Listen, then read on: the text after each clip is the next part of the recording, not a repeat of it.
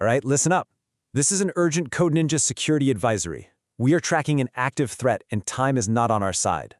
Let's cut right to the chase. CVE 2024-7694 is not some theoretical problem for a lab. This is live. We have confirmed evidence of active exploitation in the wild. Threat actors are using this flaw right now as we speak. Okay, let's get into the threat briefing. We're going to break down this flaw piece by piece. You've got to understand the mechanics of the exploit before you can properly defend against it. So the vulnerability is officially tracked as CVE 2024-7694. At its heart, this is what we call a CVE-434, which is just a technical way of saying unrestricted file upload. Now, what does that mean in plain English? It means the ThreatSonar platform doesn't check the files that administrators upload. It just trusts them. And that trust is a huge mistake. It lets an attacker who has admin credentials upload a malicious file, and from there, they get to run whatever commands they want on your server. So, let's talk about exposure. The big question now is, are you in the blast radius? Let's find out. I need you to pay close attention here. If your organization is running an on-premise deployment of TeamT5 ThreatSonar Anti-Ransomware, and your version is 3.4.5, or anything before version 3.5.0, you are critically vulnerable. Now, the cloud deployments were patched by the vendor back in July, but if you're on-premise, it's all on you. It requires your immediate manual intervention. Pause. Before we go any further, we need to establish a comms link. The threat landscape changes in a blink, and you absolutely need access to real-time intelligence to stay ahead of the game. So let's follow protocol. Step 1, secure your intel feed. Subscribe and make sure you hit that notification bell. This is how you get critical updates the second they drop. Step 2, acknowledge you got this message. Hit the like button. That's our digital handshake. And 3, report your status in the comments. Are you patched, vulnerable, or in the process of mitigating? This helps all of us. It's a crowdsourced effort to map the real-world blast radius. All right, comms link established. Now let's walk through the timeline of this threat's escalation. Understanding how we got here is going to be key to prioritizing your response.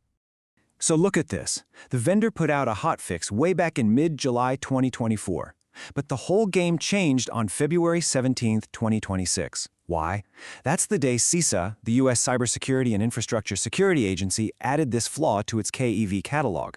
That's the known exploited vulnerabilities list, and being on that list means one thing. This isn't theoretical anymore. It confirms active, widespread weaponization. It also triggers a mandatory deadline to fix it by March 10th. You cannot afford to wait. Now, let's get into the ugly part, the impact.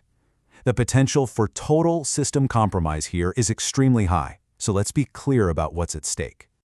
Okay, officially, the CVSS score is a 7.2, which is rated high. But I need you to look past that number for a second because it's kind of misleading. The only thing keeping this from being a 9.8 or a 10 is that it requires an attacker to already have administrator privileges. But once they have those credentials, it is absolute game over. The impact is total. And this is what game over looks like. A successful exploit means an attacker owns your ThreatSonar server. They can run any command they want. They can shut down your security monitoring, effectively blinding you. They can steal logs, sensitive data, you name it. And the real nightmare?